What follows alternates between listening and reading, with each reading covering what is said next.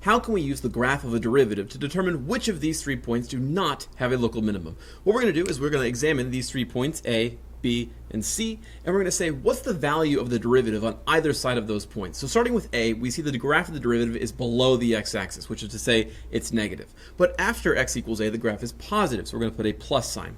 Continuing for B and C, we see that before x equals B, the graph of the derivative is positive, it's above the x-axis, but then after x equals B, it dips below and becomes negative.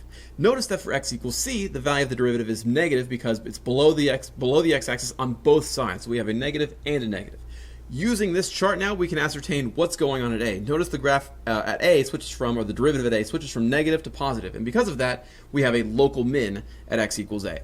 How about at x equals B? It switches from positive to negative, and because of that, there's a local max at x equals B. And lastly, because it doesn't change from negative to negative at x equals C, we have neither a local max or a local min at x equals C.